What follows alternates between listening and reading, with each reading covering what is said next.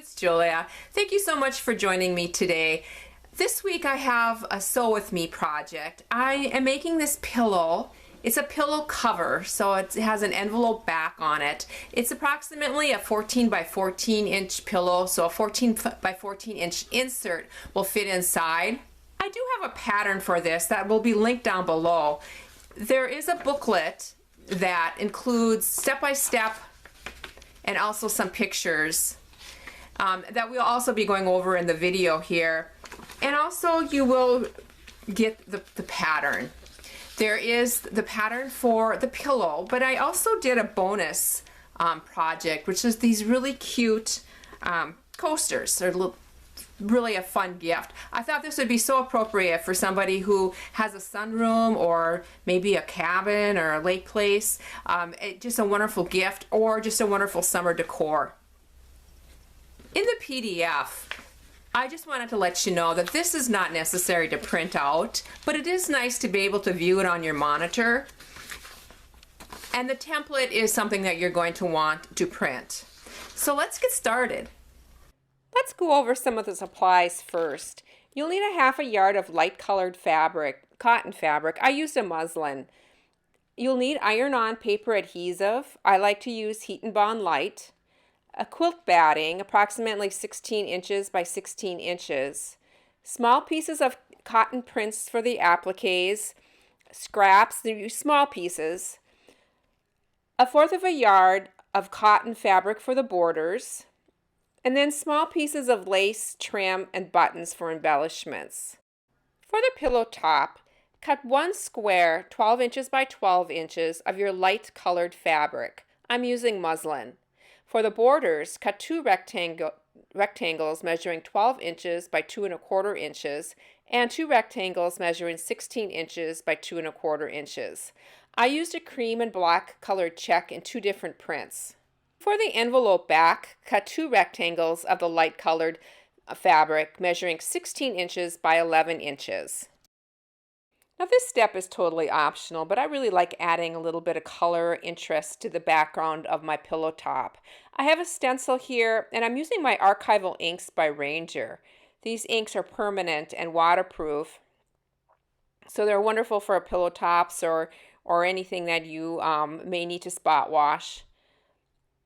I'm using a makeup brush for this. It's just a wonderful technique and real easy application. Quick. I'm just having two colors of blue here, and I'm just blending those colors.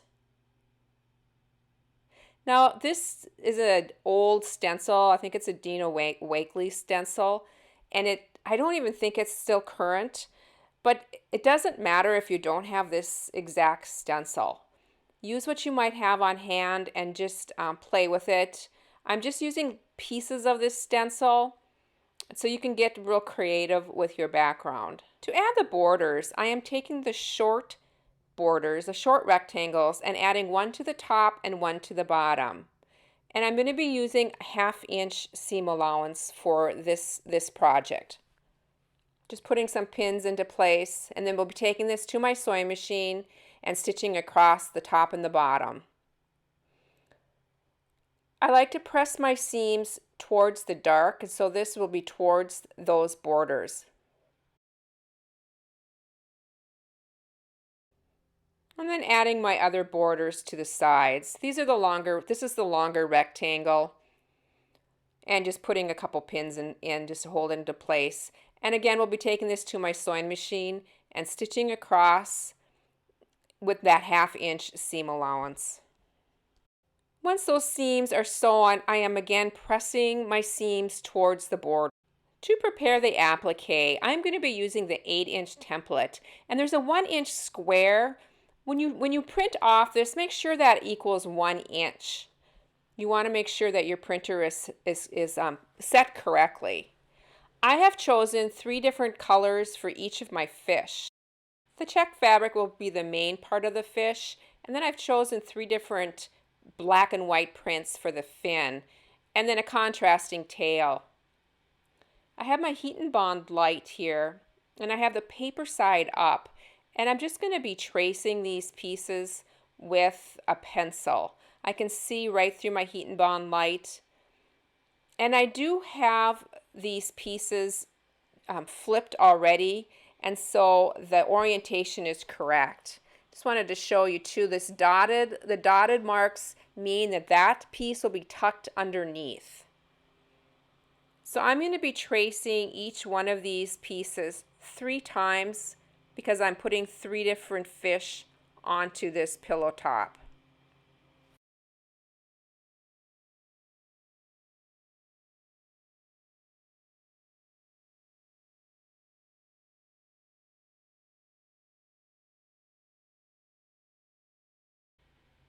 I'm taking my paper scissors and just rough cutting these pieces out. I do like to leave approximately 1/4 of an inch of the paper around each one of these pieces. Do not cut right on the line at this point. I'm at my ironing board now, and I am just going to be laying these heat and bond pieces on the back side or the wrong side of my fabric and just fusing them into place. You want to read the instructions on the manufacturer's instructions on whatever iron-on adhesive you are using. For the Heat and Bond Light, I do not have to iron very long. It really sets quickly. So I'm just going over through and just ironing these all into place, and then taking my scissors and I'm cutting right on the line, cutting all of these pieces out.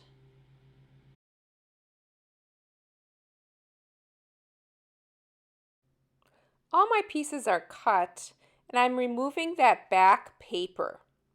Just give it a little tear at the one side, and then it easily just peels off. I'm starting laying this design out by focusing on that center fish, getting it in the middle, both vertically and horizontally in the middle. Remember, those fins need to be tucked underneath. Those are the ones that have that dotted line, and also the tail goes underneath.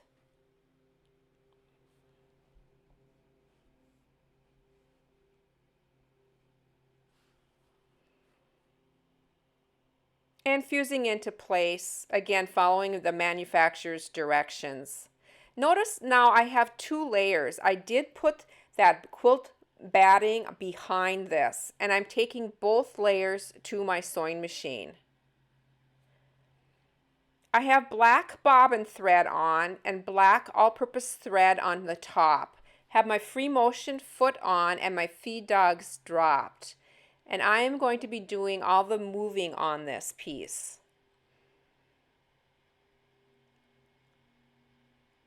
You'll notice when I start, I go back and forth for a couple of stitches. This will lock my stitch, and then I can just cut that off.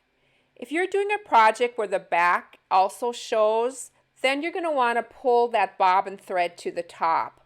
But for this pillow top, you will not be able to see the back of it. So you can just do it by just tying a knot just by going back and forth with your thread. Notice now I am doing all the moving and I am just outlining my pieces. It's important just to do an even movement. You do not have to go fast, but you just want to keep it moving.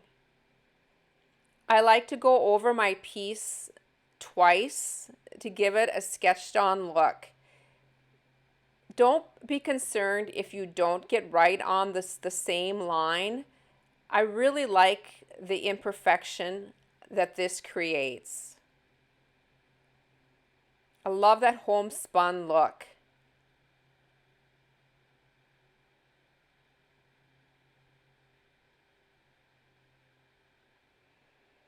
That quilt batting is acting like a stabilizer, and it's also giving this a quilted look.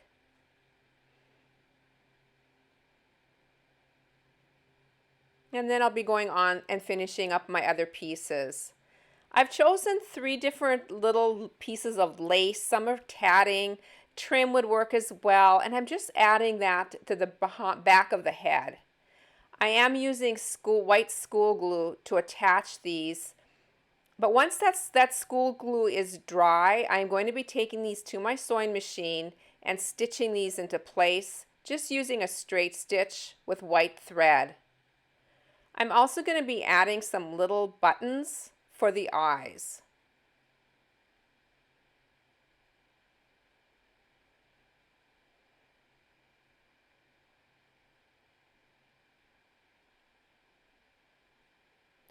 I'm cutting off any batting that's sticking out. Just want to clean up my edges here.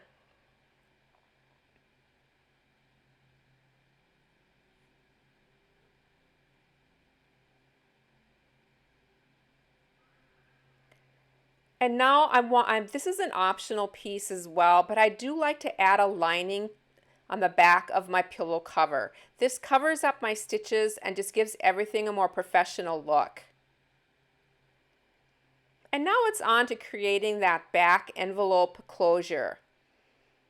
I am starting by pressing under a 1/2 inch on one of the long sides. And then I'll be folding that and pressing that again. And I want to complete this to the other side as well, or the other piece as well. So I'm going to have 2 pieces with this folded edge. Just giving it a little spritz of water there. And then again, folding under that 1/2 inch and then folding it again. Taking it to my sewing machine now, and I'm going to be straight stitching right along the folded edge. It's all stitched now, and I'm going to be laying that right on top of my pillow cover, right sides together. And you'll notice that it overlaps a good 5 inches or so. Putting some pins in it. Now this is going through all my layers, including that pillow lining.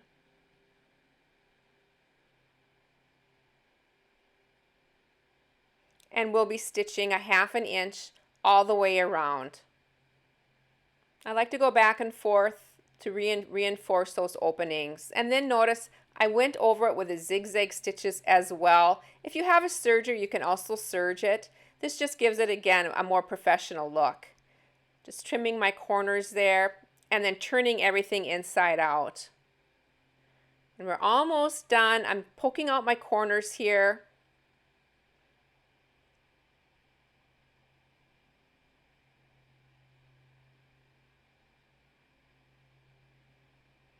Rolling out those seams and then giving it one final press.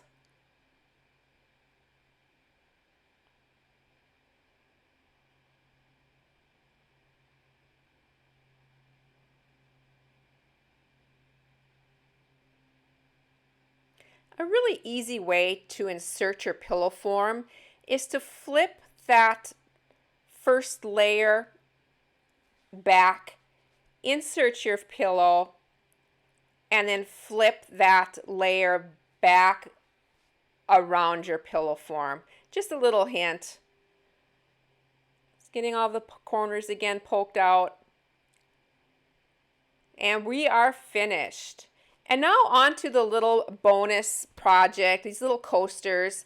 I've cut my pieces 6 inches by 6 inches. I have my backing, I have my quilt batting, and I have my muslin for the front. And again, I'm making 4 coasters, so I have 3 layers 4 times. I cut all my little pieces out as well and taking that paper backing off.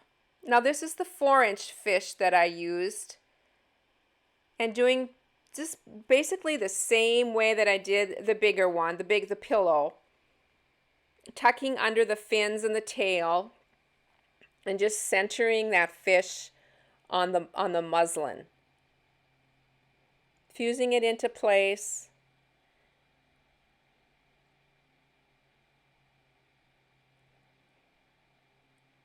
And again, adding that batting to the back, and we'll be taking both layers to my sewing machine and doing a free motion stitch.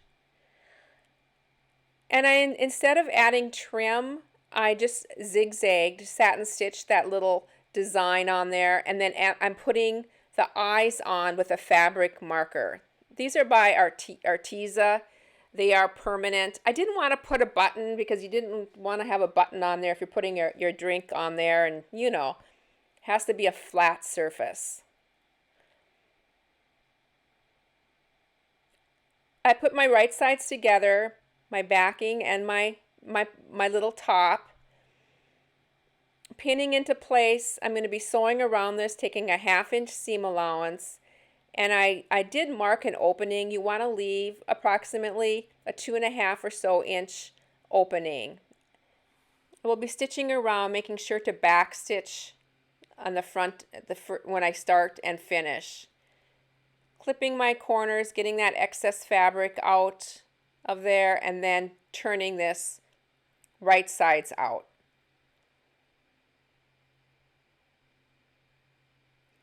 Again, using my pokey tool to get those corners.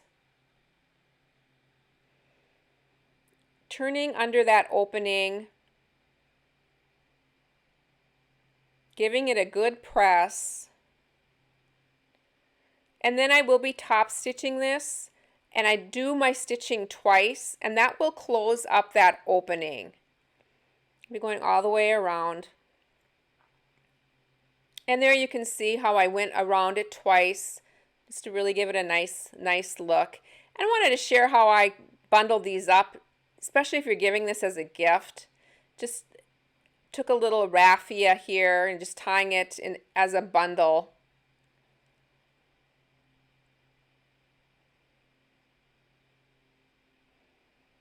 These also make wonderful craft fair items if any of you do boutiques or craft shows. And just adding a little tag.